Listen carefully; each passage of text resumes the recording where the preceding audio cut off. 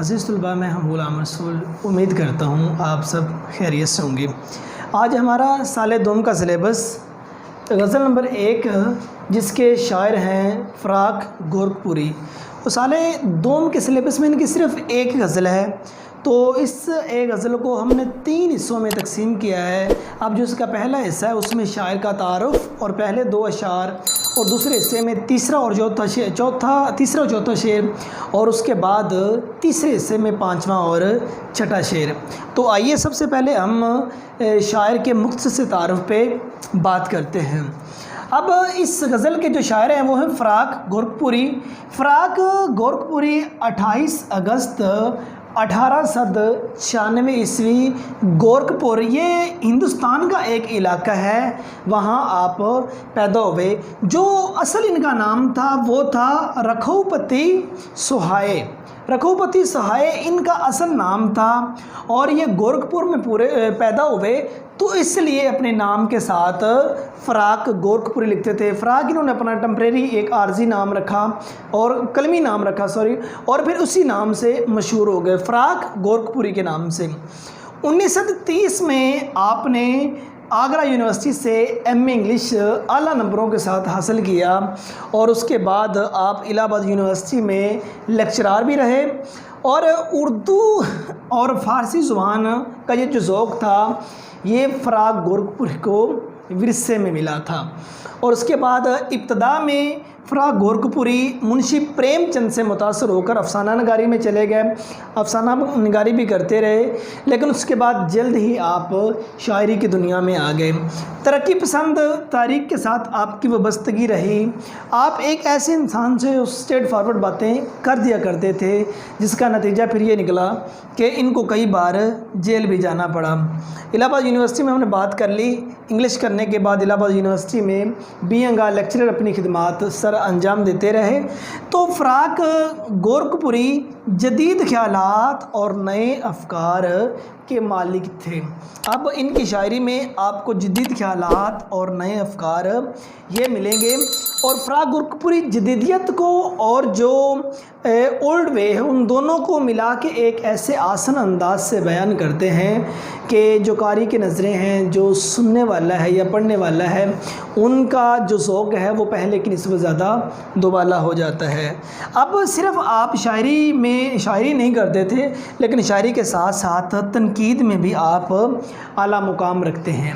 اور اس کے بعد دیکھیے فراق گورکھپوری کی چند تصانیف جو بہت زیادہ مشہور ہوئی، جس میں سب سے پہلے ہے شعلہ ساز، دوسرے نمبر پہ گل نغمہ، غزلستان، شعرستان، گل بانگ، مشعل، پچھلی رات، اردو غزل گوئی اور من آنم، یہ آپ کی چند مشہور تصانیف ہیں۔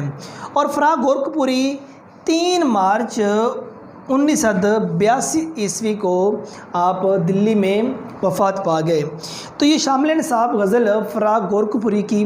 تو آئیے ڈیئر اسٹوڈنٹس، پہلے 2 اشعار ان کی اس غزل کے اس لیکچر میں ہم اس پہ بات کرتے ہیں۔ شعر نمبر 1: اداسی بے دلی اشفتہ حالی میں کمی کب تھی، ہماری زندگی یارو ہماری زندگی کب تھی۔ اداسی، اداس رہنا، پریشان رہنا۔ بے دلی کا معنی ہوتا ہے دل نہ لگنا یا دل کی بیزاری۔ اشفتہ حالی کہا جاتا ہے دیوانگی کو، پریشان حالی کو۔ کہتے کہ اداسی بے دلی اشفتہ حالی میں کمی کب تھی، کہتے پریشان رہنا، بیزار رہنا اور دیوانہ پن اس حالت میں رہنا، ان چیزوں میں کمی کب تھی، ہماری زندگی یارو ہماری زندگی کب تھی۔ نثری مفہوم دیکھیے، کہتے ہیں ہماری زندگی میں اداسی، مایوسی اور پریشان حالی کا غلبہ رہا، ہم نے پوری زندگی اپنی خواہشات کے مطابق نہیں گزاری۔ اب دیکھیں فراق ایک ایسے شاعر ہیں کہ جنہوں نے اپنی اس غزل میں پہلے شعر میں اداسی، بے دلی، اشفتہ حالی تینوں کو ایک ہی پرائے میں بیان کر دیا۔ اب دیکھیں انسان جب اس دنیا میں آتا ہے، انسان کا اس دنیا میں آنے کا اگر مقصد دیکھا جائے تو وہ اپنے اصل مقصد کو بھول جاتا ہے۔ جب وہ اپنے اصل مقصد سے ہٹ جاتا ہے تو اس وقت جو غم ہے وہ اس کا مقدر ٹھہرتے ہیں۔ ٹھیک ہے، اب جب اصل مقصد سے ہٹ جائے گا، ایک تو تب اس کا غم اس کا مقدر ٹھہرتے ہیں، اور لیکن جو مین بات دیکھی جائے کہ اگر وہ اپنے اصل ٹریک پہ چل رہا ہے تو اس وقت پھر لوگ اس کی مخالفت کریں گے، اس کو تب بھی غموں سے سامنا کرنا پڑے گا۔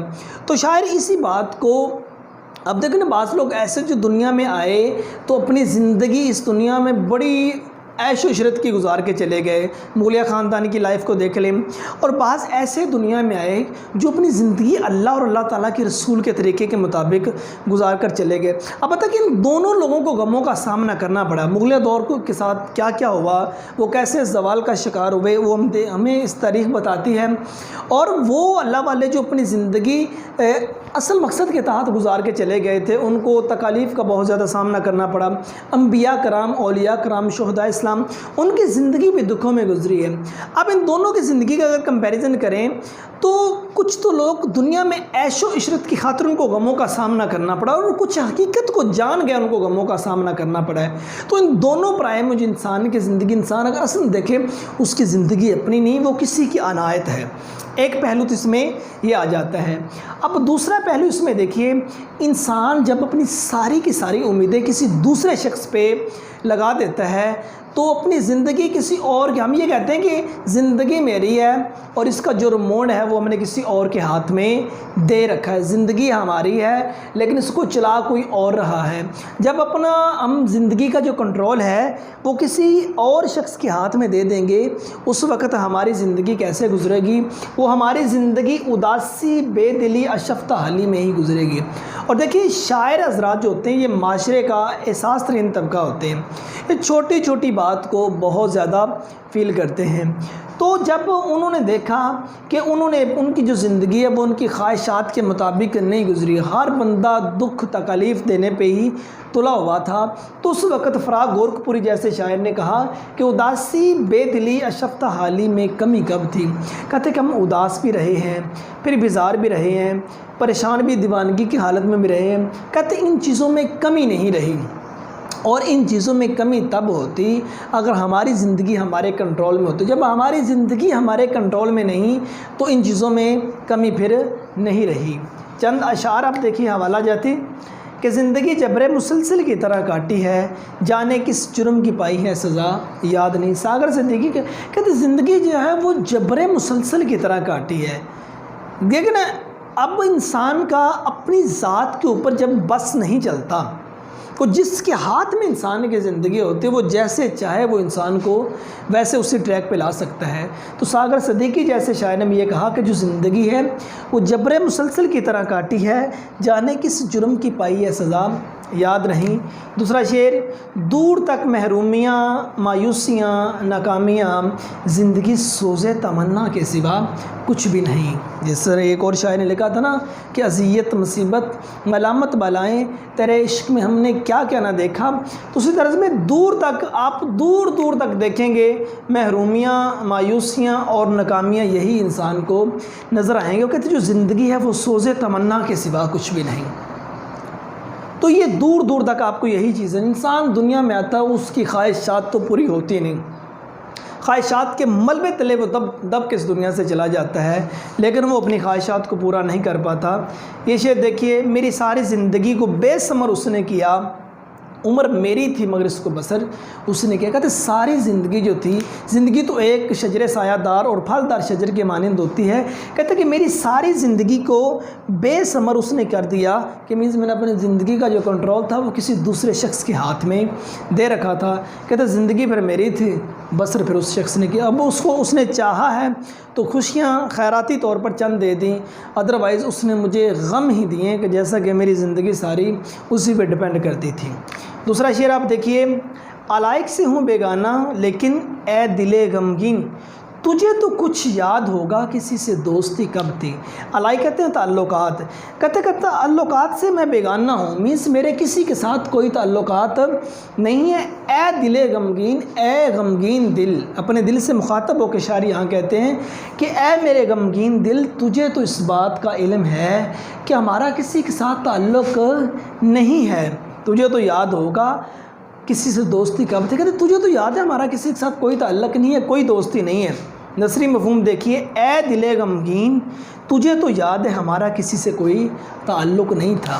کہ دیکھیں انسان کا جب کسی کے ساتھ تعلق ہوتا ہے تو اس کو کوئی دکھ دیتا ہے نا، جب کسی کے ساتھ تعلق نہیں ہوتا اس کے باوجود بھی کوئی دکھ دے تو اس وقت انسانی زندگی کیسے گزرتی ہے، انسان پہ کیا کیا بیتتی ہیں، تو وہی انسان بہتر جانتا ہے۔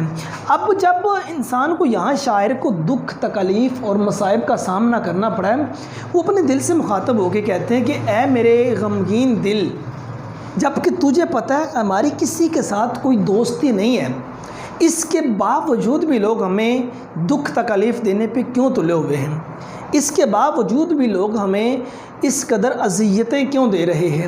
اور جب انسان کا کسی کے ساتھ کوئی تعلق نہ پایا جائے تو اس کو دکھ ملے تو اس وقت وہ انسان ایک ایسے وے سے بیان کرتا ہے، ہر سننے والا یہ سمجھتا ہے کہ یہ میرا ہی درد ہے۔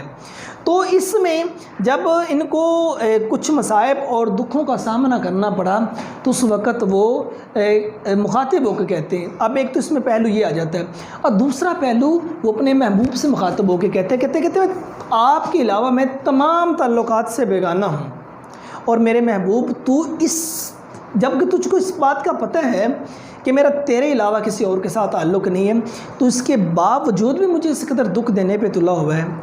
ٹھیک ہے، دکھ تو مجھے تب دے جب تجھے پتہ ہو کہ تیرے علاوہ میری کسی اور کے ساتھ شناسائی ہے، جب تیرے علاوہ کسی اور کے ساتھ شناسائی نہیں ہے تو پھر تو مجھے اس قدر جو دکھ ہیں مصائب ہیں ان سے کیوں دو چار کرواتا ہے، کیوں مجھے ان کے اندر تو نے رکھا ہوا ہے۔ اے دوست امن تارک تعلق کے باوجود محسوس کی ہے تیری ضرورت کبھی کبھی۔ ٹھیک ہے، پھر کہتا ہے کہ میرے دوست، کہتا ہے کہ جب تجھے پتہ ہے کہ میرا کسی کے ساتھ تعلق نہیں ہے، اس کے باوجود تو مجھے دکھ دینے پہ تلا، اگر تو نے ایسے دکھ ہی دینے ہیں تو ٹھیک ہے میاں، تیرا اپنا رستہ ہے میرا اپنا رستہ ہے۔ تو پھر شاعر جب دیکھے کہتے محبت ہوتی نہیں کی نہیں جاتی، محبت ہو جاتی ہے، تو اب وہ اپنی طرف سے تو محبوب کو بھلانے کی کوشش کر رہے ہیں، لیکن پھر یہی بات، اے دوست ہم نے ترک تعلق کے باوجود، تعلق کو ختم کرنے کے باوجود بھی ہم نے تیری کمی کبھی کبھی محسوس کی ہے۔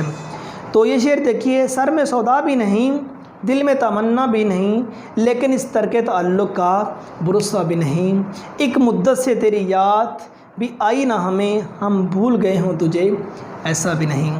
تو ڈیئر اسٹوڈنٹس، یہ دو اشعار اور شاعر کے مختصر تعارف پہ ہم نے بات کی۔ اب نیکسٹ لیکچر میں ملتے ہیں، تو تب تک اپنا ڈھیر سارا خیال رکھیے گا۔ السلام علیکم ورحمۃ اللہ وبرکاتہ۔